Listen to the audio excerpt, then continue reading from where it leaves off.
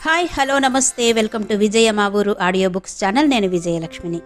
Friends, నవల స్రవంతిలో శ్రీమతి అత్తలూరి విజయలక్ష్మి గారి అర్చన నవల ఆడియోగా మీకు వినిపిస్తున్నాను కదా. మరి ఈరోజు అర్చన నవల ఆడియో 13వ భాగం వినిపించబోతున్నాను. మరి ఆలస్యం చేయకుండా కథలోకి వెళ్ళిపోదాం పదండి. వేణు ఎంతో అందంగా ఆధునికంగా కట్టించిన ఇంట్లోకి తాయారమ్మ కృష్ణస్వామి దంపతులతో గృహప్రవేశం చేయించాడు. మొత్తం స్నేహితులందరినీ ఆహ్వానించాడు. వేణు పెళ్లి చేసి ఆ దంపతులతో గృహప్రవేశం చేయించాలనుకున్న తాయారమ్మ కోరిక తీర్చలేకపోయినందుకు మాధవికి చాలా బాధగా అనిపించింది. ప్రీతి అభిప్రాయం ఆవిడతో చెప్పడానికి భయం వేసింది. ఏం చెప్పాలో తెలియక మాధవి కొద్ది రోజులు తప్పించుకు తిరిగింది. కాని అనుభవజ్ఞురాలు వివేకవంతురాలు అయిన తాయారమ్మ మాధవి చెప్పకుండానే విషయం గ్రహించి చూపులతోటే ఆమెను ఓదార్చింది. గృహప్రవేశం పనుల్లో మాధవి ఆ ఇంటి ఆడపడుచుగా అన్ని పనులు చేసింది. తాయారమ్మ సూచించినట్టుగా వేణు మాధవి దంపతులకు మంచి బట్టలు పెట్టాడు. ప్రీతి నెమ్మదిగా వేరే ఉద్యోగం చూసుకుని బెంగుళూరు వెళ్ళిపోయింది. వెళ్లే ముందు తన ఫియాన్సీని వేణుకి పరిచయం చేసింది. అతని పేరు సిద్ధార్థ. ప్రీతితో పాటే సాఫ్ట్వేర్ ఇంజనీర్గా పనిచేస్తున్నాడు. ప్రస్తుతం ఇద్దరికీ బెంగుళూరులో వేరే ఉద్యోగం వచ్చింది. ఇద్దరూ కలిసే వెళ్తున్నారు. ఆ విషయం మాధవికి అప్పుడే చెప్పొద్దని, సమయం చూసి తనే చెప్తానని వేణుతో మాట తీసుకుంది ప్రీతి. వేణు, అక్క మనసు ఒక విషయంలో కష్టపెట్టాను. అందుకే ఇప్పుడే ఈ విషయం చెప్పడం నాకిష్టం లేదు. నా ఆత్మీయుడుగా నీకు మాత్రం పరిచయం చేస్తున్నాను, సిద్ధుని. నీకు నచ్చాడా? అంది వేణుతో కలిసి హోటల్లో కూర్చుని కాఫీ తాగుతూ. సిద్ధుకే చక్కగా ఉన్నాడు. మాధవి వద్దంటుందనుకోను అన్నాడు వేణు. వద్దనదు, మెచ్చుకోదు. ఏ, ఎందుకలా అంటున్నావు? ఆసక్తిగా అడిగాడు. ఏం లేదు అని కొన్ని క్షణాలు మౌనంగా ఉండి, ప్రీతి, నీ అభిప్రాయం నాకు తెలియదు, కానీ అక్క నీ గురించి నాతో ప్రస్తావించింది. కానీ ఇబ్బందిగా ఆగిపోయింది ప్రీతి. వేణు ఆశ్చర్యంగా చూశాడు. అలాగా, ఏమంది? ఏమంటుంది? నువ్వు చాలా మంచివాడివని, యోగ్యుడివని, నిన్ను పెళ్లి చేసుకుంటే నేను చాలా సుఖంగా ఉంటానని. ఓ గాడ్! గాభరాగా అన్నాడు వేణు. మాధవి ఎందుకలా తొందరపడింది? నన్నొక మాట అడగొచ్చు కదా. సారీ ప్రీతి, నేను మాధవికెప్పుడూ చెప్పలేదు నాకు సంబంధాలు చూడమని. మరి తనెందుకు తొందరపడుతోందో నాకు అర్థం కావడం లేదు. Anyway, sorry. చాచా, సారీ ఏంటి? తప్పేం లేదు అక్క అలా అడగడంలో. కానీ నేను ఆల్రెడీ సిద్ధుని ప్రేమిస్తున్నాను. తనది మన కులం కాదు. ఈ సంగతి చెబితే గొడవ అవుతుందని నేను చెప్పలేదు. అయినా వేణు, అక్క సంగతి పక్కన పెట్టు. నేను అడుగుతున్నాను, నువ్వెందుకు మళ్ళీ పెళ్లి చేసుకోకూడదు? వేణు మాట్లాడలేదు. ప్రీతి రెట్టిస్తూ అంది. చెప్పు వేణు, నువ్వింకా అర్చన తిరిగి వస్తుందని అనుకుంటున్నావా? వేణు చురుక్కున చూశాడు. లేదు, రావాలని కూడా ఆశించడం లేదు. కానీ కానీ మంచి అమ్మాయి దొరకాలి కదా. నేనీసారి నాకు నచ్చడం కన్నా అమ్మా నాన్నలకి నచ్చే అమ్మాయిని చేసుకోవాలనుకుంటున్నాను. ఓ, సంతోషంగా చిన్నగా అరిచింది ప్రీతి. సో నువ్వు మ్యారేజ్ చేసుకుంటావు. మరి ఒకటి అడగనా? చెప్పు. అర్చనతో డైవోర్స్ తీసుకోవచ్చు కదా. అప్పుడే ఆ విషయం గుర్తొచ్చిన వాడిలా చూశాడు వేణు. అవసరమా అన్నాడు. ఏమో చెప్పలేం కదా. తను తిరిగి వస్తే? రానివ్వను కోపంగా అన్నాడు. నవ్వింది ప్రీతి. అవన్నీ కాదు కానీ చూడు వేణు, కనీసం ఆవిడికి ఒక లెటర్ రాయి. ఇలా నువ్వు రీమ్యారేజ్ చేసుకోవాలనుకుంటున్నావని, ఆమె అంగీకారం కావాలని. చస్తే రాయను, జేవురించిన ముఖంతో అన్నాడు. ఎందుకు రాయాలి? రాయను. నాకు మా పేరెంట్స్కి నచ్చిన అమ్మాయి దొరికితే పెళ్లి చేసుకుని వెళ్ళి ఆవిడ్ని కలుస్తాను. అతని స్వరంలో వినిపించిన కసికి ముందు నివ్వెరపోయినా తరువాత అతన్ని అర్థం చేసుకున్న దానిలా మెత్తగా నవ్వింది ప్రీతి. ఆల్ ద బెస్ట్ వేణు, నీ పెళ్లికి పిలవడం మాత్రం మర్చిపోకు అంది. నిజం చెప్పనా ప్రీతి? ఆమె మొహంలోకి సూటిగా చూస్తూ అన్నాడు వేణు. అతనలా హఠాత్తుగా అడగడంతో కంగారుగా చూసింది ప్రీతి. ఏం చెప్తాడన్నట్టు. అంత కంగారు పడతావే? నిన్నిబ్బంది పెట్టే మాటేం చెప్పనులే. నాకెందుకో నిన్ను చూడగానే నాకు నీలాంటి అల్లరి చెల్లెలుంటే ఎంత బాగుండేది అనిపించింది. అందుకే నీతో చాలా త్వరగా కలిసిపోయాను. లేకపోతే నేను ఏ ఆడపిల్లతో ఇంత చనువుగా ఉండడం జరగదు. ప్రీతి నమ్మలేని దానిలా చూసింది. ఆమె కళ్లలో చిన్న మెరుపు. ఆ మెరుపులో ఒక రిలీఫ్ చూసిన వేణు మనసారా నవ్వాడు. నిజం ప్రీతి, నువ్విది నమ్మాలి అన్నాడు. ప్రీతి కూడా చిరునవ్వుతో మనస్ఫూర్తిగా అంది. నమ్ముతాను. నీ కళ్ళలో నిజాయితీ నన్ను నమ్మమంటోంది. అయితే నేను అక్క ప్రపోజల్ అంగీకరించకపోవడం ఎంత మంచిదైంది అంది ప్రీతి. మాధవి పాపం నాకు పెళ్లి చెయ్యాలన్న ఆరాటంలో అవతలి వాళ్ల మనోభావాలను పట్టించుకోవడం లేదు. నేను చెప్తాలే తనకి, డోంట్ వర్రీ. Thank you. ఇక వెడదామా? టేబుల్ మీద పర్స్ చేతిలోకి తీసుకుంటూ అంది ప్రీతి. ష్యూర్. వేణు కూడా సెల్ ఫోన్ తీసుకుని జేబులో పెట్టుకుంటూ లేచాడు. ఆ తరువాత ప్రీతి బెంగుళూరు వెళ్ళిపోయింది. వెళ్తూ మాధవితో అంది, త్వరలో నా పెళ్లికి విజయవాడ వద్దుగాన్లే అక్క, కోపం పెట్టుకోకుండా తప్పకుండా రా. మాధవికి చాలా బాధ అనిపించింది. కనీసం వెళ్లేటప్పుడైనా వేణు డైవోర్స్ తీసుకుంటే చేసుకుంటాను అంటుందని ఆశించింది. కాని తన పెళ్లికి రమ్మని ఆహ్వానించిందంటే తను ఆల్రెడీ అబ్బాయిని చూసుకుందన్నమాట అనుకుని నిట్టూర్చింది మాధవి. ఆ రోజు వేణు ఆఫీసు నుండి హడావిడిగా వచ్చాడు. అమ్మా అమ్మా అంటూ. ఏంట్రా, ఏంటి హడావిడి అడిగింది తాయారమ్మ హాల్లోకొస్తూ. ఆ అమ్మాయిని చూసుకోవడానికి ఒక అబ్బాయి వస్తున్నాడు. ఆ అమ్మాయిని కాస్త మంచి చీర కట్టుకోమని చెప్పు అన్నాడు. ఏ అమ్మాయి ఆశ్చర్యంగా అడిగిందావిడ. అదేనమ్మా, మన రిత్విక్ని చూసుకునే అమ్మాయి, నీలవేణి. ఓ, నీలవేణికి సంబంధం చూశావా? ఎంత మంచి మాట చెప్పావురా. ఆవిడ సంతోషం వెల్లివిరుస్తున్న స్వరంతో కొంచెం గట్టిగా పిలిచింది. నీలవేణి, నీలవేణి. వేణు తన గదిలోకి వెళ్ళిపోయాడు. రిత్విక్తో లాన్లో ఆడుకుంటున్న నీలవేణి వాడి చిటికెన వేలు పట్టుకుని వచ్చింది. ఏంటమ్మగారు అంటూ. వాడిని నాకిచ్చి నువ్వెళ్ళి మొహం కడుక్కుని కాస్త మంచి చీర కట్టుకుని తయారవ్వు అందావిడ వేణు గదివైపు వెళ్తూ. ఆవిడ వెళ్లిన వైపు చూస్తూ అచేతనంగా మెట్లెక్కి తన గదివైపు వెళ్ళిపోయింది నీలవేణి.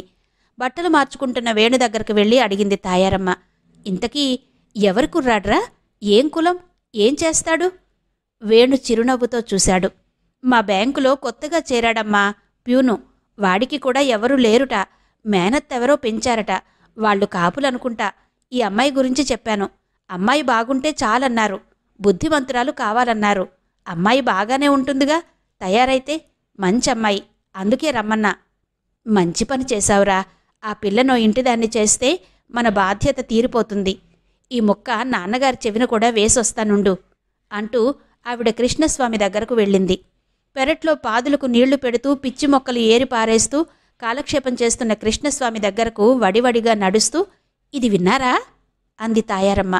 ఆయన చేతిలో పని ఆపి ఆవిడ వైపు ప్రసన్నంగా చూస్తూ, ఏది అన్నాడు. మన వేణు నీలవేణికి సంబంధం చూశాడు. వాళ్ళు పిల్లను చూసుకోవడానికి వస్తున్నారట. ఆవిడ స్వరంలో వినిపిస్తున్న ఉత్సాహం, మొహంలో కనిపిస్తున్న ఆనందం చిత్రంగా చూశాడాయన. ఏనాటి రుణానుబంధమో అనుకుంటూ చిన్నగా నిట్టూర్చి, అలాగా అన్నాడు. అలాగా అని అంత మెల్లిగా అంటారే? పదండి, కాళ్ళు చేతులు కడుక్కుని బట్టలు మార్చుకుని హాల్లోకి రండి. మంచి చెడు మాట్లాడాలి మీరే అందావిడ. మాట్లాడదాంలే. ముందు అబ్బాయికి అమ్మాయి, అమ్మాయికి అబ్బాయి నచ్చాలి కదా. నచ్చకేం చేస్తుంది? నీలవేణి మంచి చీర కట్టుకుని కాస్త తయారైతే సినిమా స్టార్లా ఉంటుంది. పదండి పదండి, నేను ఈలోగా ఏమన్నా టిఫిన్ చేస్తాను అంటూ హడావిడిగా వంటగది వైపు వెళ్తూ, అయ్యో మాధవికి కబురు చేస్తే బాగుండేదే అనుకుంది.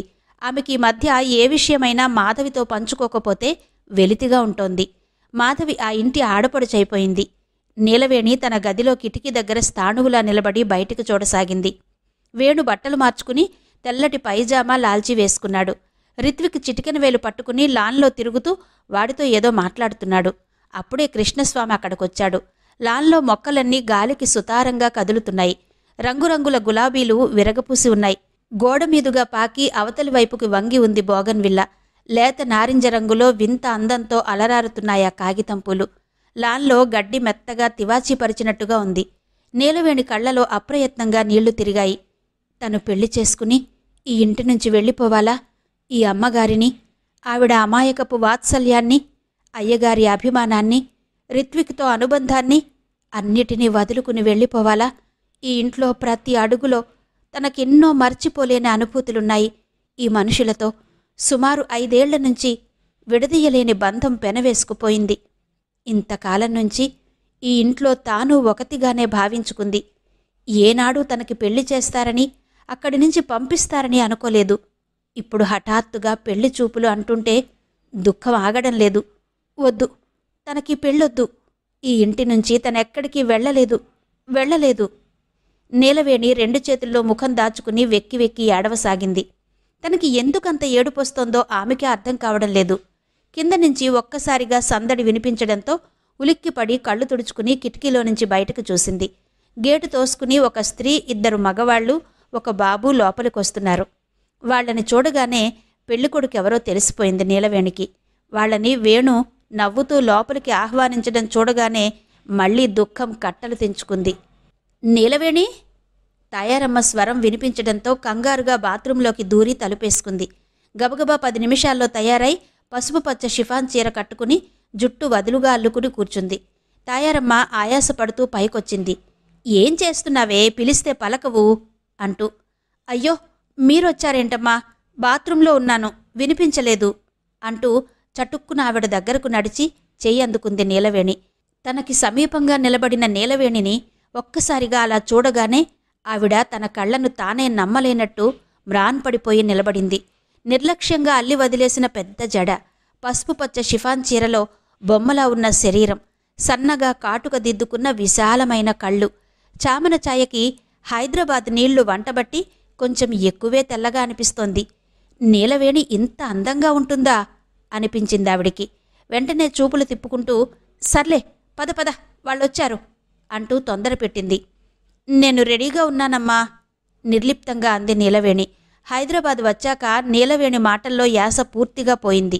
పద అంటూ ఆవిడ తిరిగి మెట్లు దిగుతుంటే తన చేయి అందించి ఆమెను అనుసరించింది. మౌనంగా వాళ్ల ముందు తల వంచుకుని నిలబడి వాళ్ళడిగిన నీ పేరేంటి, ఏమన్నా చదువుకున్నావా అనే 2 ప్రశ్నలకి నోటితో ఒక జవాబు, తల ఊపడంతో మరో జవాబు చెప్పి కృష్ణస్వామి సైగ చేయడంతో పైకి వెళ్ళిపోయింది. అమ్మాయి నచ్చిందండి మాకు అన్నారు పెళ్లివారు. నచ్చకేం చేస్తుంది, బంగారు బొమ్మలా ఉంది, కాస్త చదువుకునుంటే కలెక్టర్ అంతటివాడు వచ్చేవాడు అనుకుంది మనసులో తాయారమ్మ. కృష్ణస్వామి చెబుతున్నాడు. నీలవేణి వాళ్ల కుటుంబంలోకి ఎలా వచ్చింది, ఆమె పూర్వాపరాలు చెబుతూ, పిల్ల బంగారం, మేము కట్నాలివ్వము, పెళ్లి మాత్రం మా పిల్లకి చేసినంత ఘనంగా చేస్తాము. పిల్ల మెడలో మాకు తోచినట్టు అంతో ఇంతో బంగారం పెడతాం. ఆ పిల్ల కులం ఏదైనా ఇంతకాలం మాలో కలిసిపోయి మమ్మల్ని కంటికి రెప్పలా చూసుకుంది కాబట్టి ఆ పిల్ల మా పిల్లే, పండుగలు పబ్బాలకు పిలుస్తాం. దానికేం సార్, మాకు మీలాంటి వాళ్ల కుటుంబం నుంచి అమ్మాయి లభించడం గొప్ప. ఏ కులమైనా మీ ఇంట్లో ఉంటోంది కాబట్టి మీ సంస్కారం, మీ మంచితనం ఆమెలో కూడా మాకు కనిపిస్తున్నాయి. మా వాడికి తల్లి తండ్రి లేకపోవడంతో చదువులో వెనకబడి చిన్న ఉద్యోగస్తుడైనాడు, కానీ బాగా చదువుకుని ఉంటే వాడు బ్యాంక్ ఆఫీసర్ అయ్యేవాడు అన్నాడు పిల్లాడి మేనమామ గిరిధర్. బ్యాంకులో ప్యూనైనా అతనికొచ్చే జీతంతో వాళ్ళు హాయిగా బతకొచ్చు. అమ్మాయి చాలా పొదుపుగా ఉంటుంది అంది తాయారమ్మ. ఆ తర్వాత ఆ మాట ఈ మాట అయ్యాక వాళ్ళ అంగీకారం తెలిపి వాళ్ళు వెళ్ళిపోయారు. ఘనమైన పని చేశావురా వేణు, మంచి సంబంధం తెచ్చావు. ఆ అమ్మాయి మనల్ని నమ్ముకున్నందుకు మనం ఈ పెళ్లి చేసి తన రుణం తీర్చుకోవాలి అంది తాయారమ్మ వాళ్ళు వెళ్ళాక. కృష్ణస్వామి అవునన్నట్టు తల పంకించి, లాంఛనంగా తాంబూలాలు తీసుకుని లగ్నపత్రిక రాసుకుందాం, మంచి రోజు చూస్తాను అన్నాడు. ఆ అమ్మాయి అభిప్రాయం అడిగారా అన్నాడు వేణు. అప్పుడుగాని ఆ దంపతులకి ఆ విషయం గుర్తురాలేదు. అవును సుమా, ఇంతకీ నీలవేణికి నచ్చాడో లేదో అనుకుంది తాయారమ్మ. అడగడానికి ఏముందిరా, మనం ఏదంటే అదే కదా, తనకేం తెలుసని అన్నాడు కృష్ణస్వామి. తెలిసినా తెలియకున్నా అడగడం ధర్మం కదా నాన్నా. అమ్మా, నువ్వే అడిగి చెప్పు, నాకు తెలిసి వద్దనదు, కానీ అడగాలి అన్నాడు వేణు. వేణు మాట నిజమే అనిపించింది ఆవిడికి కూడా. అలాగే అడుగుతాలేరా అంది. మర్నాడు మధ్యాహ్నం భోజనాలు పూర్తయ్యాక వంటగది కడిగేసి నీలవేణి తన గదిలోకి వెళ్ళిపోయింది. వంట చేయడం తప్ప మిగతా పనులన్నీ నీలవేణి తన ఇల్లు అన్నంత జాగ్రత్తగా శ్రద్ధగా చేస్తుంది. హైదరాబాద్ వచ్చాక నీలవేణికి అక్కడ తిరగకూడదు, అది ముట్టుకోకూడదు అనే నిబంధనలు పోయాయి. తప్పనిసరి పరిస్థితుల్లో ఆ అమ్మాయిని వంటగదిలోకి రానివ్వాల్సొచ్చింది. కొత్తల్లో తాయారమ్మకి నీలవేణి అలా వంటగదిలో యథేచ్ఛగా తిరగడం చాలా ఇబ్బందిగా అనిపించింది. సిటీలో తప్పదు కాబట్టి ఆవిడ అతి కష్టం మీద సరిపెట్టుకుంది. రాను రాను అలవాటైపోయింది. ఇప్పుడు ఆమె ఇల్లంతా శుభ్రం చేయడం, కిటికీ అద్దాలు రోజు విడిచి రోజు తుడవడం, టేబుల్స్, టీపాయి, సోఫాలు బట్టతో తుడవడం, మధ్య మధ్య ఫ్రిడ్జ్ కడగడం, ఇలాంటి పనులు ఎవరూ చెప్పకుండానే తన దినచర్యలో భాగంగా చేసుకుపోతుంటే ఆవిడ చాలా మామూలుగా చూస్తూ ఉంటుంది. ఆవిడకు తెలుసు ఈ పనులన్నీ చేయడం తన వల్ల కాదని.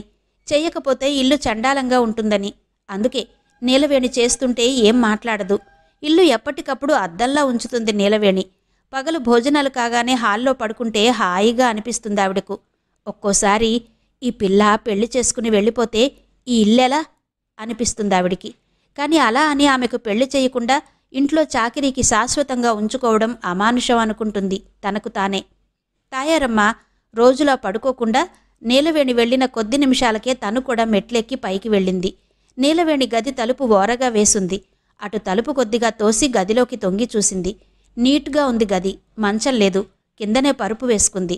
ఓ మూల పాత స్టూల్ మీద చిన్న కూజ, దానిమీద బోర్లించిన గ్లాసు, అలమరలో నీటుగా సర్దుకున్న ఆమె బట్టలు, అక్కడక్కడ 1-2 రిత్విక్ బొమ్మలు. అప్పుడప్పుడు రిత్విక్ను తీసుకుని తన గదిలోనే ఆడించుకుంటుంది. ముఖ్యంగా వేణు ఇంట్లో ఉన్న సమయం దాదాపు తన గదిలోనే గడుపుతుంది. పరుపు మీద కుడివైపు తిరిగి పడుకుంది నీలవేణి. ఎడంచెయ్యి కళ్ల మీద పెట్టుకుంది. ఆవిడ మృదువుగా నీలవేణి అని పిలుస్తూ లోపలికి నడిచింది. దిగ్గున లేచింది నీలవేణి. కంగారుగా లేచి నిలబడి, అయ్యో అమ్మగారు, మీరిలా వచ్చారేంటి? నేనే వస్తా కదా పిలిస్తే అంటూ ఆవిడ దగ్గరగా నడిచింది. పర్వాలేదులే, అప్పుడప్పుడు మెట్లెక్కాలట, అబ్బాయి చెప్పాడు. అవునేంటి, నీ గదిలో ఒక్క కుర్చీ కూడా లేదా అందావిడ చుట్టూ చూస్తూ. ఇప్పుడే తెస్తానుండండి అంటూ చివ్వున బయటకు వెళ్ళి బాల్కనీలో ఉన్న ప్లాస్టిక్ కుర్చీ తీసుకొచ్చి వేసింది. ఆవిడ మోకాళ్లు పట్టుకుని కూర్చుంది. కూర్చో నువ్వు కూడా అంది నిలబడిన నీలవేణిని చూస్తూ. పర్లేదండి, చెప్పండి అంది నీలవేణి నిలబడే. ఏం లేదు, నిన్న పెళ్లి చూపులు జరిగాయి కదా, వాళ్ళకి నువ్వు నచ్చావు. మరి నీ సంగతేంటి? నీకతను నచ్చాడా అడిగిందావిడ. నీలవేణి ఆపాదమస్తకం వణికింది. నిన్నటి నుంచి ఆమె కూడా ఆలోచిస్తోందదే. రాత్రంతా కంటిమీద కునుకు కూడా లేదు. ఈ ఇల్లు, ఈ మనుషులు తప్ప మరో ప్రపంచం గురించి ఆలోచించలేదు.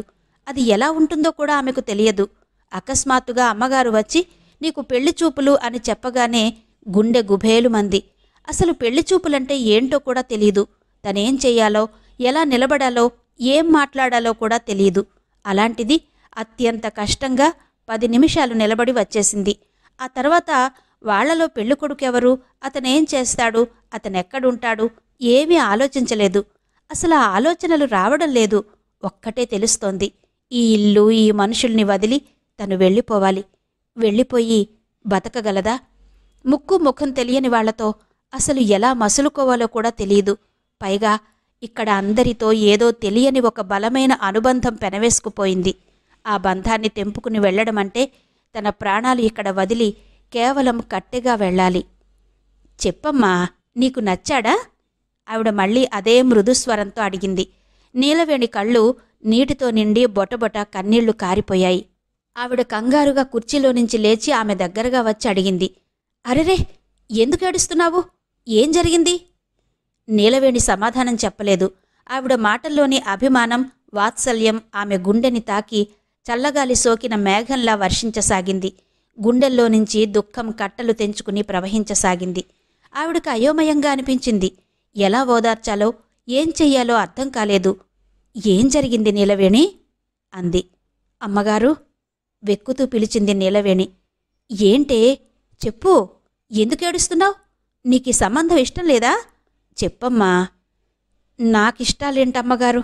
నా బతుక్కి మీరు పెళ్లి చెయ్యాలనుకోవడమే గొప్ప. ఇక నాకో ఇష్టం కూడానా అంది. తప్పు, అలా మాట్లాడకూడదు. ఏ, నువ్వు మనిషివి కావా? నీకు కోరికలు, ఆశలు ఉండవా? నీకేదన్నా మనసులో ఇలాంటివాడు కావాలని ఉందా? చెప్పు. ఏదో వదిలించుకోవాలని నీకు పెళ్లి చెయ్యాలనుకోవడం లేదు. ఎక్కువ కాలం నిన్నిలా మా చాకరీకి వాడుకుంటే ఈ సమాజం మమ్మల్ని దుమ్మెత్తి పోస్తుంది కదా. నువ్వే చెప్పు. అది కాక నీక్కూడా పెళ్లి వయసొచ్చింది. నీకు మాత్రం కోరికలు లేవు? నీది అనే ఇల్లు, వాకిలి, నీ మనిషి నీకు కావాలి కదమ్మా. నీకు పెళ్లి చెయ్యడం మా బాధ్యత కదా. అందుకే ఈ కార్యం భుజాల మీద వేసుకున్నాడు మా అబ్బాయి. ఎంత మంచివాళ్లు వీళ్ళు, ఎంతటి దైవస్వరూపులు. ఇక్కడి నుంచి వెళ్ళిపోతే తనకిలాంటి వ్యక్తులు కనిపిస్తారా? ఆ పెళ్లివాళ్లు ఎలాంటి వాళ్ళో ఏంటో. టీవీ సీరియల్స్లో చూపించినట్టు తనకి విషం పెట్టి చంపేస్తే, తనని చిత్రహింసలు పెడితే, నిత్యం తనని అనాథ అంటూ హింసిస్తే. అమ్మగారు. నీలవేణి కుప్ప కూలినట్టు ఆవిడ పాదాల మీద పడిపోయింది. అయ్యో, ఏం పనే ఇది? లేలే. ఆవిడ వంగి నీలవేణి భుజాలు పట్టుకుని లేవనెత్తింది. కళ్ళు తుడుచుకో, ఏడు పాపుకో, మాట్లాడు, నీ మనసులో ఏవుందో చెప్పు. తల అడ్డంగా ఊపుతూ అంది నీలవేణి. అమ్మగారు, నాకిక్కడి నుంచి వెళ్లాలంటే భయంగా ఉంది. నేనెక్కడా బతకలేను. నాకు పెళ్ళొద్దు. మీ పాదాల దగ్గర ఉండనివ్వండి. నాకింతకన్నా ఏం వద్దమ్మా. కాదనకండి. నాకు ఎక్కడ బతకాలన్నా భయమే. ఆవిడ నివ్వెరపోయింది. ఏం జరుగుతోందో అర్థం కాలేదు. నీలవేణికి పెళ్ళంటే ఎందుకింతగా భయపడుతోందో అసలు అర్థం కాలేదు. నెమ్మదిగా అంది. అంత భయం దేనికి? వేణుబాబు మీద నమ్మకం లేదా? మంచివాడినే చూస్తాడు. నువ్వు సుఖంగా ఉండాలనేగా మా ఆశ. నేనిక్కడే సుఖంగా ఉంటానమ్మా. కానీ ఎలా కుదురుతుంది నీలవేణి? నువ్విక్కడిలా శాశ్వతంగా ఉంటే మా సంగతి పక్కన పెట్టు. వేణుబాబుకి చెడ్డపేరు రాదా? వయసులో ఉన్న నిన్ను మా ఇంట్లో ఎలా అట్టే పెట్టుకుంటాం పెళ్లి చేయకుండా? మా పరువు మర్యాదలుంటాయా చెప్పు? నలుగురు 4 మాటలంటారమ్మా. దెబ్బతిన్నట్టుగా చూసింది నీలవేణి. ఆవిడ మాటలు ఆమెకు కరెంటు షాకుల్లా తగిలాయి. తనకు పెళ్లి ఇష్టం లేదు. కానీ ఆవిడ చెబుతోన్న విషయాలు వింటుంటే తన వలన ఈ ఇంటికి చెడు జరుగుతుందనిపిస్తుంది. తనకి ఆశ్రయమిచ్చి కళ్లలో పెట్టుకు చూసిన ఈ కుటుంబానికి తన వల్ల అపకారం జరగడమా? అంతకన్నా తాను పొడుచుకుని చావడం నయం. అందుకే గాభరాగా అంది. అమ్మా, అంత మాట అనకండి. నా వలన మీకు కానీ బాబుగారికి కానీ చెడ్డపేరు రావడం నాకిష్టం లేదు. ఒకవేళ అదే జరిగేటట్టయితే నా అభిప్రాయంతో పనిలేదు. మీకు ఎవరు నచ్చితే వాళ్లతో నా పెళ్లి చెయ్యండి. నాకు మాత్రం ఎవరెలాంటివారో ఎలా తెలుస్తుంది? అంది. నిన్ను వదులుకోవడం మాకు ఇష్టం లేదు. కానీ తప్పదుగా. ఇది కాకపోతే మరొకటి. నువ్వు ఏదో ఒక సంబంధం ఒప్పుకుని పెళ్లి చేసుకోవాలమ్మా. కన్నీళ్లతో చూస్తూ స్థిరంగా అంది నీలవేణి. అమ్మా, నా వలన మీకు ఎట్లాంటి చెడు జరగడం నేను భరించలేను. మీరెలా చెబితే అలా జరగనివ్వండి. మీ ఇష్టం. నా భవిష్యత్తు మీకే వదిలేస్తున్నాను. మనస్ఫూర్తిగా అంటున్నావా ఈ మాట? అవునమ్మా, మనస్ఫూర్తిగా అంటున్నాను. నాకిక్కడి నుంచి వెళ్లడం ఇష్టం లేని మాట నిజమే. కానీ అది జరిగే పని కాదు కాబట్టి వెళ్ళాలి. నేనెక్కడికి వెళ్లాలో నాకు తెలీదు. మీకన్నా నా బాగోగులు చూసేవాళ్లు ఎవరున్నారు? అందుకే మీరేం చెబితే అది చేస్తాను. నన్ను నమ్మండి. ఆమె మాటలకి తాయారమ్మ ముగ్ధురాలయింది. ఎంత అణకువా, ఎంత మంచితనం, ఎంతటి పనిమంతురాలు, ఎంత బుద్ధిమంతురాలు. కురూపి కాదు, అంతో ఇంతో అందమైందే. ఈమెని భార్యగా పొందినవాడు, ఈమెని కోడలిగా పొందిన కుటుంబం ఎంతో అదృష్టం చేసుకుని ఉండాలి. కానీ ఎవరి పిల్లో, ఏం కులమో తెలియని ఈ పిల్లని చూస్తూ చూస్తూ కుదరదు. శాశ్వతంగా ఈ పిల్లనిక్కడ ఉంచాలంటే ఒకటే మార్గం, ఈ ఇంటి కోడల్ని చేసుకోవడం. కానీ శుద్ధ శ్రోత్రియ బ్రాహ్మల కుటుంబానికి ఈమెని ఏ అర్హతతో కోడల్ని చేయగలదు?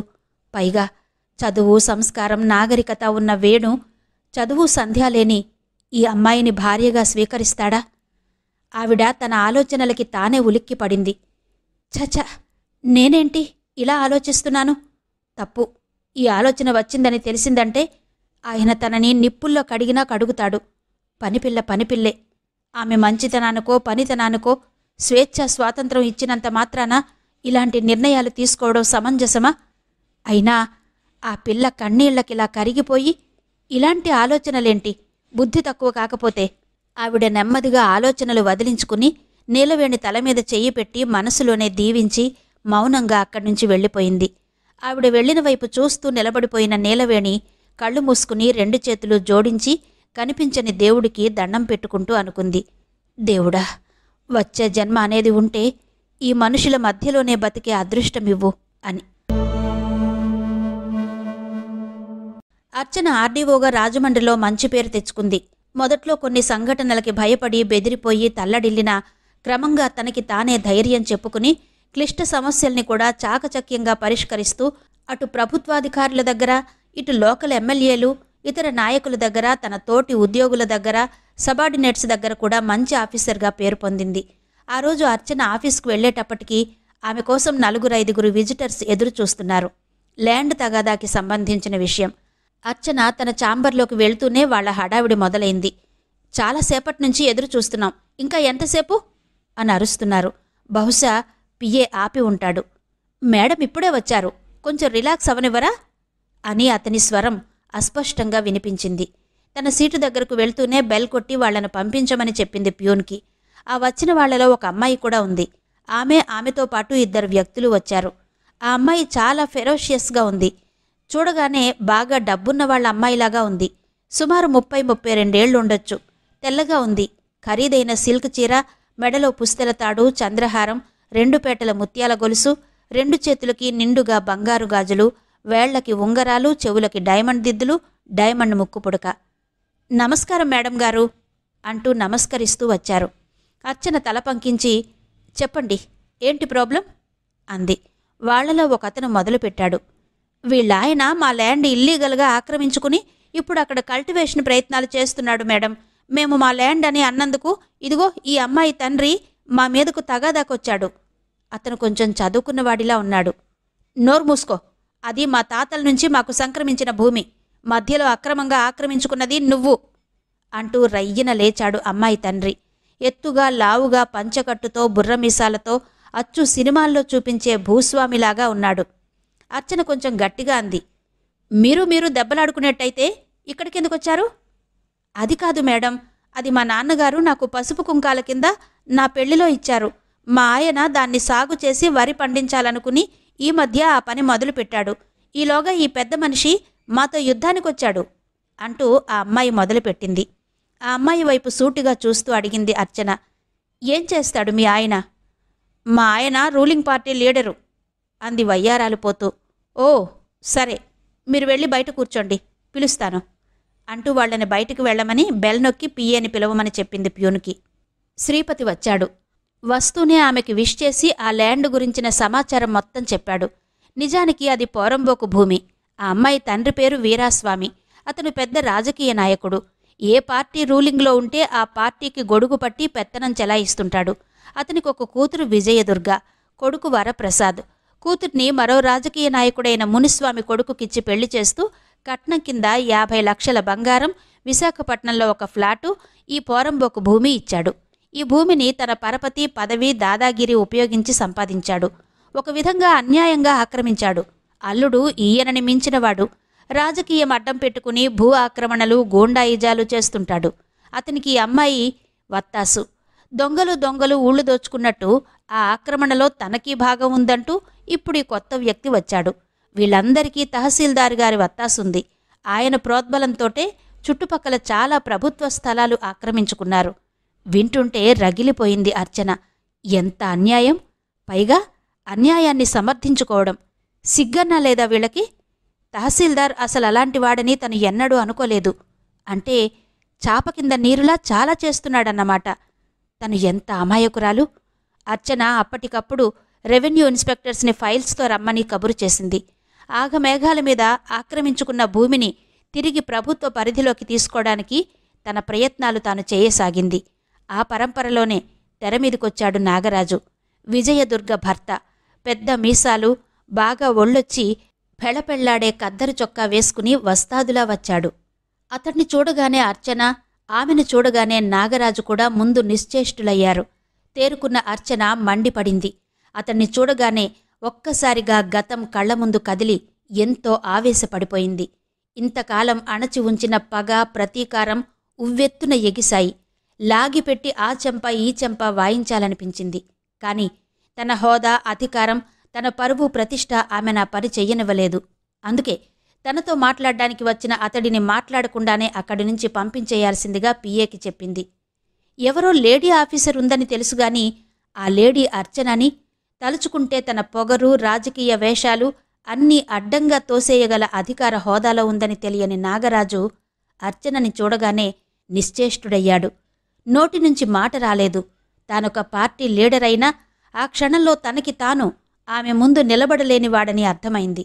అందుకే మౌనంగా వెళ్ళిపోయి మరో విధంగా ఆమె నుంచి తన కేసు విషయమై శరణు కోరాలని నిశ్చయించుకున్నాడు. అయితే అర్చన మాత్రం ఎవరితో ఏమీ చర్చించకుండా తహసీల్దారుతో చర్చిస్తూ ఒక అధికారిగా తాను తీసుకోవలసిన చర్యలు తీసుకోసాగింది. తహసీల్దారు సహకారంతో తప్పుడు పనులు చేస్తున్న ఆ కుటుంబం మొత్తం ఆమె మీదికి తగాదాకి వచ్చింది. అది మాది, మా పూర్వీకులది అంటూ ఏవేవో కాగితాలు చూపించారు. ఆఖరికి అధికారి ఒక మహిళ కాబట్టి మరో మహిళ ఆవిడతో డీల్ చేస్తే బాగుంటుందని అంటూ తన భార్యని ఎగదోశాడు నాగరాజు. ఆమెకిలాంటి లావాదేవీలు చాలా సామాన్యం అన్నట్టుగా వచ్చి అర్చనకి ఒక లెదర్ బ్యాగ్ ఇచ్చింది. ఏంటిది? తీవ్రంగా అడిగింది అర్చన. ఏదో లేండి మేడం గారు, మాకు తోచింది, మీ సహకారం కావాలి మాకు అంటూ వెకిలిగా నవ్వుతున్న విజయదుర్గని అసహ్యంగా చూస్తూ అరిచింది అర్చన. ఆడదానివై ఉండి ఇలాంటి పనులు చేయడానికి నీకు సిగ్గులేదు? ప్రభుత్వ భూములంటే నీ ముత్తాతల సొంతం అనుకుంటున్నావా? అయినా ఒక గూండాకి రౌడీకి పెళ్ళానివైన నీకు ఇంతకన్నా నీతి ఎక్కడుంటుంది? వెళ్ళు ముందిక్కడి నుంచి. ఏమో ఏదో ఆడదానివని ఊరుకుంటుంటే పెద్ద నీతిమంతురాలాగా మాట్లాడుతున్నావే. నీలాంటి వాళ్ళని చాలామందిని చూశానులే. ఈ కానుక తీసుకుని ఈ కేసు వదిలేయి.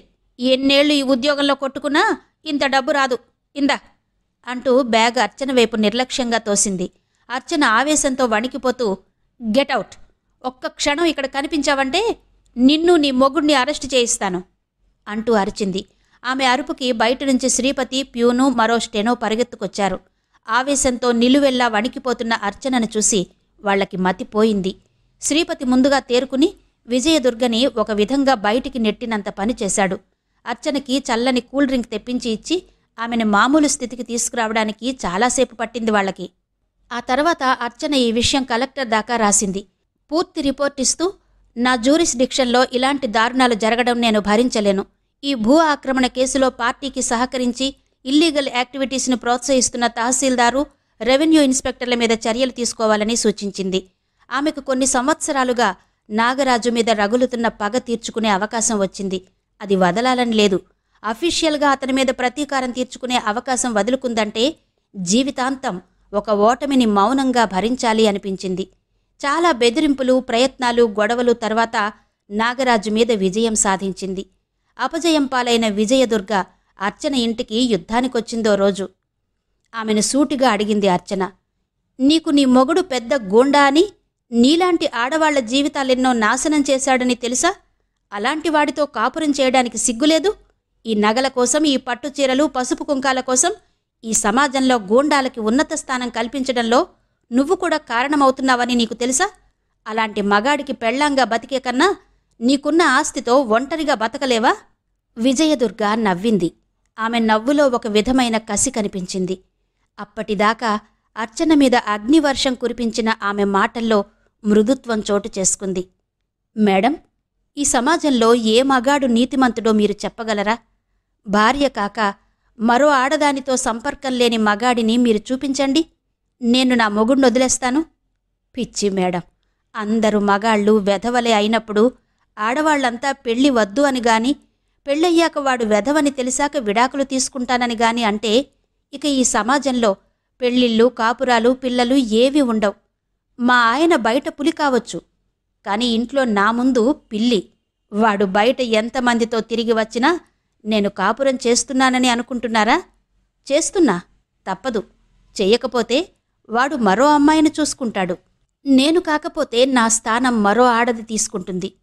ఎందుకిస్తాను చెప్పండి? మీకో సంగతి చెప్పాలి.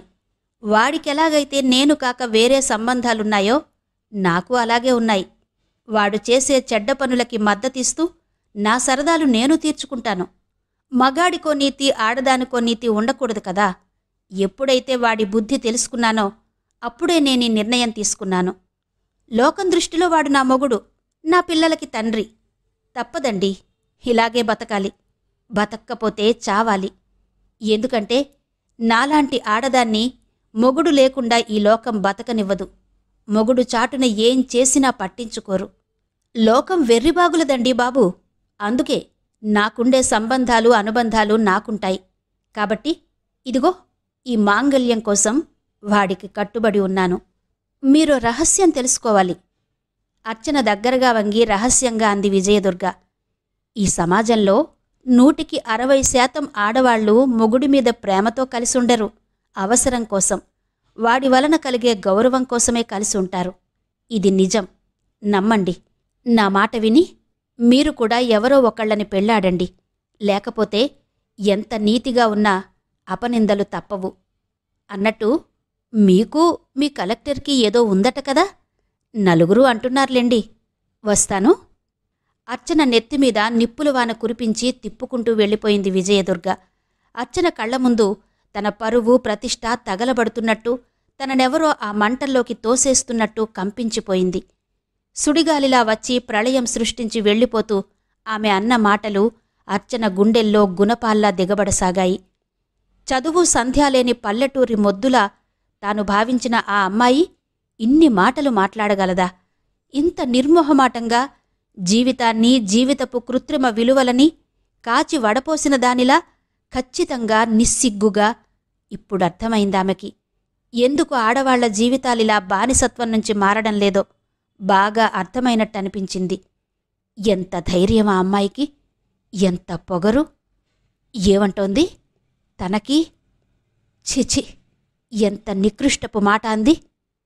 అక్షయ్ కుమార్ తనకి అతనికి? నోనో, దేవుడా, ఏంటి అపనింద? నిజమేనా? ఆ అమ్మాయి అన్న మాట నిజమేనా? తనతో నమ్రతగా, అణకువగా ఉంటూ వెనక నుంచి తన గురించి ఇలా మాట్లాడేవాళ్లున్నారా? ఎవరు ఈ అభాండాలు వేసేది? ఎవరి పుకార్లు లేవదీసేది? ఎవరు తనని ఇంత చులకనగా కామెంట్ చేసేది? ఎవరు? తహసీల్దారా? రెవెన్యూ ఇన్స్పెక్టరా? ప్రస్తుతం వాళ్ళిద్దరే తన శత్రువులు. లేక నాగరాజా? తన మీద పగ ఇలా తీర్చుకుంటున్నాడా? నీచుడు, తుచ్చుడు.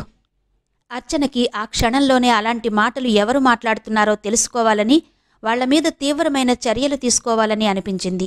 అప్పుడు సమయం రాత్రి 8:15. ఇప్పుడెవరు దొరుకుతారు? అందరూ వారి వారి కుటుంబాలతో హాయిగా ఉంటారు. తను ఫోన్ చేసి ఎవరిలా అన్నారట అంటే ఏం సమాధానం చెప్తారు? అర్చనకి ఏడుపొచ్చింది. నీలవేణికి సంబంధం కుదిరింది. తాంబూలాలు పుచ్చుకోవడానికి ముహూర్తం పెట్టాడు కృష్ణస్వామి. మాధవికి ఆ విషయం కబురు చేసి వెంటనే రమ్మని చెప్పమంది వేణుతో తాయారమ్మ. మాధవి అదే రోజు మధ్యాహ్నానికల్లా వచ్చేసింది. వస్తూనే నీలవేణిని సంతోషంగా కౌగలించుకుని అభినందించింది. కంగ్రాచ్యులేషన్స్ నీలవేణి అంటూ. వచ్చావా మాధవి? పెళ్లిచూపులు అనుకోకుండా ఏర్పాటు చేశాడు వేణు. నీకు కబురు చేసే సమయం కూడా దక్కలేదు. అమ్మాయి అదృష్టవంతురాలు. మంచి సంబంధం దొరికింది. ఇక ఆ పిల్ల పెళ్లి చేసి అత్తారింటికి పంపించేదాకా నీదే బాధ్యత అంది తాయారమ్మ మనస్ఫూర్తిగా మాధవిని ఆహ్వానిస్తూ. అలాగే పిన్నిగారు అంది. నువ్విప్పట్నుంచి నేను చెప్పినట్టు వినాలి అంది. నీలవేణి నవ్వింది. బాగా కొబ్బరి నూనె రాసుకుని బిగించి వేసుకున్న జడ చూస్తూ నవ్వుతూ అడిగింది మాధవి. పెళ్లిచూపులకి ఇలాగే కూర్చున్నావా? లేదన్నట్టు తల ఊపింది నీలవేణి. నెమ్మదిగా అంది. వాళ్ళు శుక్రవారం వచ్చారు. ఓ, శుక్రవారమని తలంటుకున్నావా? పోనీలే, బతికిపోయారు. ఇంత నూనె రాసుకుంటేగాని నీ జుట్టు నిలవదా? చూడు, మొహం నిండా జిడ్డుగా ఎలా కారుతోందో. చెంపల మీద కంటిన జిడ్డు వేలితో రాసి చూపిస్తూ అంది మాధవి. నీలవేణి మాట్లాడలేదు. ఉండండి, మీకు కాఫీ తెస్తాను అంటూ వంటగదిలోకి వెళ్ళిపోయింది. మాధవి తాయారమ్మ దగ్గర కూర్చుని, చెప్పండి పిన్నిగారు, నీలవేణికి చీరలు కొనడానికి షాపింగ్కి ఎప్పుడు వెడదాం? తాంబూలాల రోజు ఎంతమందికి వంట చెయ్యాలి అని వివరాలన్నీ అడిగి తెలుసుకుంది. ఆవిడ చెబుతున్నవన్నీ జాగ్రత్తగా వింటూ ఎంతో ఆనందించింది మాధవి. మీరేం బెంగపెట్టుకోకండి. ఆ పిల్ల పెళ్లి చేసి పంపించిందాకా నేను మీతోటే ఉంటాను, సరేనా అంది. నాకు తెలుసు తల్లి, నువ్వుంటే నాకు 10 మంది పెట్టు, నిశ్చింతగా ఉంటాను అందావిడ. నీలవేణి సన్నగా నిట్టూర్చింది వాళ్ల మాటలకి. ఆ తరువాత నుంచి మాధవి ప్రతిరోజు కౌశికిని, చక్రవర్తిని పంపించేశాక బయలుదేరి తాయారమ్మ దగ్గరకొచ్చేసి పెళ్లి పనులు ఏమున్నాయో చూసుకోవడం, ఏం కావాలో లిస్ట్ రాసివ్వడం వగైరా పనులన్నీ చెయ్యసాగింది. తాంబూలాలు మర్నాడనగా మాధవి, నీలవేణి షాపింగ్కి వెళ్లారు. అనుటెక్స్కి తీసుకెళ్ళింది మాధవి. అప్పుడప్పుడు అలవాటుగా తాయారమ్మకి చీరలిచ్చే మూటలవాడి దగ్గర 1-2 చీరలు కొనివ్వడం తప్ప ఏనాడు బయటకు వెళ్లి చీరలు కొనుక్కున్నది లేదు. అలాంటిది ఇవాళ అంత పెద్ద షోరూంలోకి అడుగు పెడుతుంటే నీలవేణికి ముందు కాళ్లు వణికాయి. తరువాత కళ్ళు విశాలం చేసుకుని ఆశ్చర్యంగా చూసింది. అద్దాల్లో ఉన్న చీరలన్నీ ఎంత బాగున్నాయి! ఇన్ని రకాల చీరలుంటాయా అనుకుంది. మాధవి పట్టుచీర కౌంటర్ దగ్గరకు వెళ్లి చీరలు చూపించమంది. ఎంతో మర్యాదగా, అణకువగా చీరలు తీసి చూపిస్తుంటే ఆ కుర్రాడు బాగా తెలిసినవాడు కాబోలనుకుంది. మీకితను తెలుసా అడిగింది నెమ్మదిగా. లేదే. ఏ? ఆశ్చర్యంగా అడిగింది మాధవి. ఏం లేదు, ఇన్ని చీరలు ఇంత ఓపిగ్గా చూపిస్తుంటేనూ. పక్కున నవ్వింది మాధవి. మనం కొనడానికొచ్చాం కదా, మంచిది సెలెక్ట్ చేసుకోవాలంటే అతను చూపించి తీరాలి. అదతని డ్యూటీ. నీలవేణి తన తెలివి తక్కువకి సిగ్గుపడ్డది.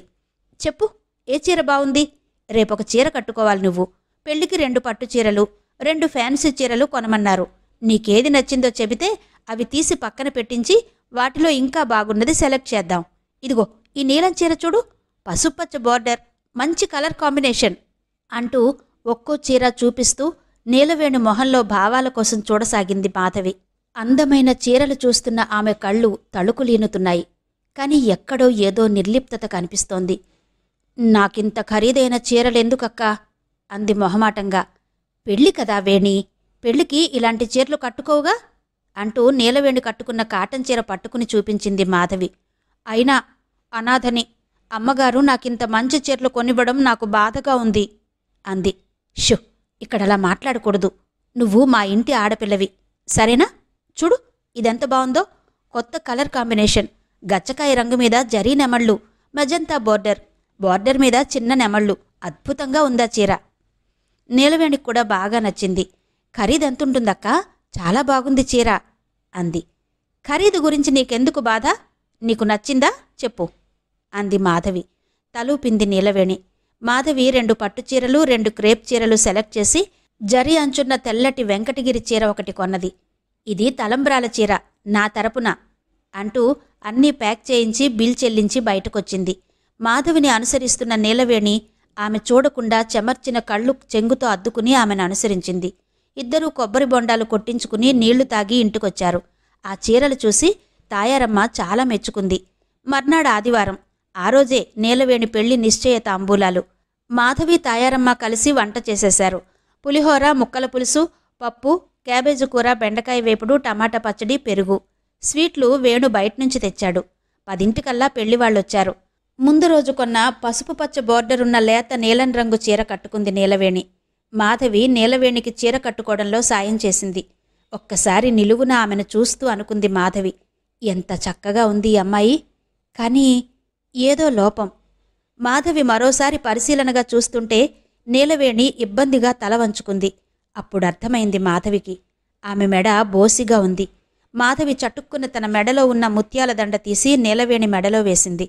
నీలవేణి కంగారుగా అంది, అయ్యయ్యో అక్క, నాకెందుకిప్పుడువన్నీ? వద్దు, మాట్లాడకు, పద కిందికి వెడదాం అంటూ మాధవి నీలవేణి నోరు చేత్తో సున్నితంగా మూసింది. నీలవేణికి మెట్లు దిగుతుంటే కాళ్లలో వణుకు, అరచేతుల్లో నుదుటి మీద చిరుచెమట, గుండెల్లో గాభర తడబడుతూ దిగసాగింది. భయంగా అనిపించింది. ఈ అనుభవం కొత్తగా వింతగా ఉంది. కాని ఎందుకో ఇందులో ఆమెకేమీ ఆనందం కలగడం లేదు. ఏదోగా ఉంది. ఈ కార్యక్రమానికి, ఈ వేడుకకి మూల కారణమైన తాను అందుకు ఏ విధంగా అర్హురాలో ఆమెకే అర్థం కాలేదు. అక్కడున్న వాళ్లంతా దేవుళ్లలాగా తనొక్కతే అడవి నుంచి పారిపోయి వచ్చి వాళ్లందరి అనుగ్రహానికి, ఆదరానికి పాత్రురాలైన ఒక వింత జీవిలా అనిపించసాగింది. కృష్ణస్వామిగారి పౌరోహిత్యంలో నిశ్చయ తాంబూలాలు జరిగిపోయాయి. పెళ్లివారు నీలవేణికి ఉల్లిపొర రంగు ఫ్యాన్సీ చీర పెట్టారు. వేణు పెళ్లికొడుక్కి మంచి బట్టలు తెచ్చాడు. అందరూ కూర్చుని లగ్నపత్రిక రాసుకున్నారు. ఆ రోజుకి సరిగ్గా 27 రోజులకి ఉదయం 8:20 ముహూర్తం పెట్టాడు కృష్ణస్వామి. దడదడలాడుతున్న గుండెలు చిక్కబట్టుకుని ప్రతిమలా కూర్చుంది నీలవేణి. పెళ్లికొడుకుని చూస్తుంటే ఎందుకో ఆ పిల్లాడు నీలవేణికి అంతగా మ్యాచ్ అవ్వలేదేమో అనిపించింది మాధవికి. ఆ అమ్మాయి చదువుకోకపోయినా అణకువ, వినయం మూర్తిభవించిన అందంతో పెళ్లికొడుకు పక్కన మెరిసిపోతోంది. అతను చామన ఛాయగా, సన్నగా, ఎటువంటి తేజస్సు లేకుండా మౌనంగా కూర్చున్నాడు. అతని మొహంలో ఏ భావం కనిపించలేదు. అటు ఆనందం కాని, ఇటు మరోటి కాని ఏమీ లేదు. చాలా నిర్వికారంగా, జరిగే తంతుతో తనకేం సంబంధం లేదన్నట్టు ఉన్నాడు. మాధవి అసంతృప్తిగా నిట్టూర్చింది. పోనీలే, మంచివాడైతే చాలు.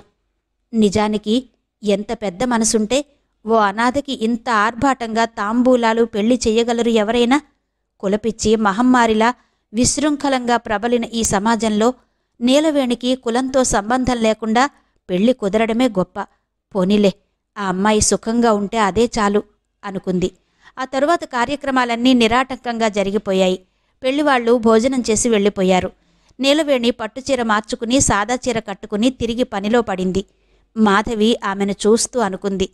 ఎప్పుడో చిన్నప్పుడు సినిమాల్లో శాపవశాత్తు భూమి మీద పడిన గంధర్వ కన్యల కథలు చూసింది. కాని ఈ అమ్మాయి ఏ గంధర్వుడి వరంతోటో ఈ ఇంటికొచ్చింది. కాకపోతే ఒకటే లోపం, చదువు తెచ్చే వెలుగు ఒక్కటే ఆమె మొహంలో తక్కువైంది. కాకపోతే కనుముక్కు తీరుగాని తలకట్టుగాని అంతగా పొడుగు పొట్టి కాని పర్సనాలిటీ కాని వంపు సొంపులు కాని ఆమె అందగత్తె కాదు అని చెప్పడం లేదు. అన్ని విధాల జీవితం బాగుండి బాగా చదువుకుని ఉంటే ఈ అందానికి విద్య ఆభరణమై వెలిగిపోయేది కాదా అనుకుంది మాధవి.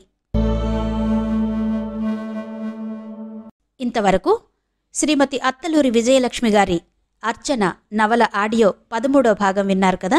మిగిలిన కథ తరువాతి భాగాల్లో వినిపిస్తాను. అంతవరకు సెలవు. నమస్తే.